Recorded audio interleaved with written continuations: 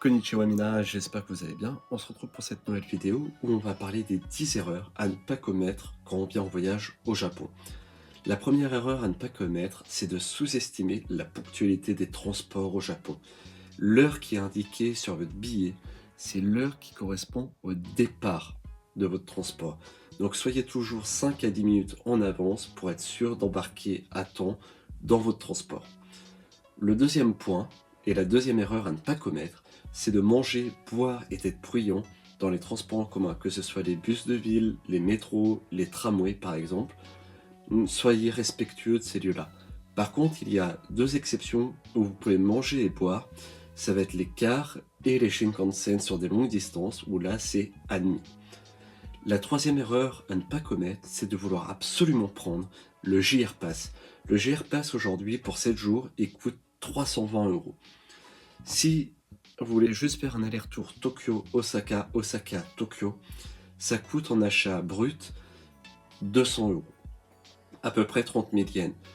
Moi, ce que je peux vous proposer, c'est une autre alternative qui s'appelle le Hokuriku Arc Pass, qui coûte 180 € pour 7 jours, qui vous permet de prendre le Shinkansen et le train sur un trajet qui est un peu différent, qui fait Tokyo, Nagano, Kanazawa, Kyoto, Osaka. Donc vous partez sur la côte ouest.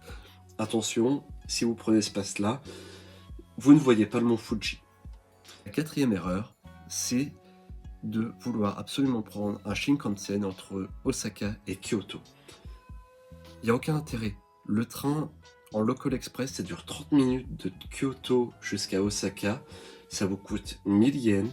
Le Shinkansen est plus cher. Vous voyez moins de la ville parce que c'est sur des passerelles. Alors que le trajet en express local est tout aussi confortable. Vous arrivez en une demi-heure à Umeda et ça revient exactement à la même chose. La cinquième erreur à ne pas commettre au Japon, c'est de sous-estimer le prix des transports.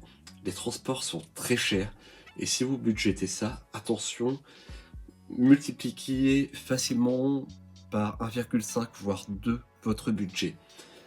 Une alternative, notamment sur Tokyo, sur toutes les grandes villes, c'est de prendre des tickets à la journée, sur 2 jours ou sur 3 jours, de transport illimité si vous comptez énormément bouger. La Suica Card, elle a un intérêt uniquement si vous allez d'un point A à un point B et du point B au point A une fois par jour. Là, oui, ça devient intéressant. Si vous comptez vous déplacer plus que ça, alors prenez plutôt un ticket à la journée, ça coûte à peu près 800 yens de mémoire, et ce sera beaucoup plus rentable pour vous. La sixième erreur à ne pas commettre, du coup, c'est de parler français en pensant que personne ne vous comprend.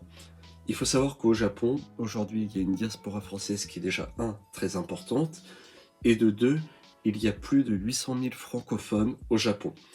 Ça, c'est ceux qui sont recensés par l'Institut français. Sans compter que les Japonais apprécient beaucoup la langue française et donc beaucoup comprennent un petit peu de français, et ce qui peut vous provoquer des désagréments. Donc faites attention à la manière dont vous parlez, à ce que vous dites, car on vous comprendra. Il y aura forcément quelqu'un qui vous comprendra à un moment ou à un autre. Le septième point, et la septième erreur à ne pas commettre, c'est de ne pas apprendre quelques mots de japonais.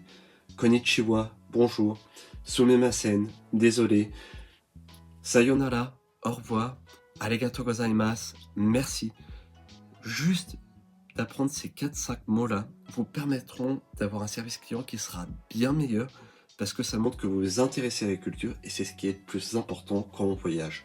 Huitième erreur à ne pas commettre, c'est de penser uniquement à Hakone si vous voulez voir le mont Fuji. Vous avez une autre alternative qui s'appelle Fuji Yoshida et où même si le temps n'est pas forcément très propice, vous avez plus de chances de voir joliment le mont Fuji que Hakone. Hakone étant assez loin, s'il y a un peu de brume, s'il y a un peu de brouillard, vous ne verrez pas forcément le mont Fuji, alors qu'à Fuji Yoshida, vous avez plus de chances, je dis pas que c'est automatique, mais vous avez quand même plus de chances de voir le mont Fuji dans cette ville-là. Et en plus, vous avez plein de petites activités à faire autour sur une journée, ça peut être assez sympa à se programmer. Une erreur à ne pas commettre, c'est de sous-estimer les bus de nuit. Si vous avez un budget qui est pas très élevé, vous pouvez prendre un bus de nuit, par exemple de Tokyo à Osaka. Ça va vous coûter entre 5000 et 8000 yens.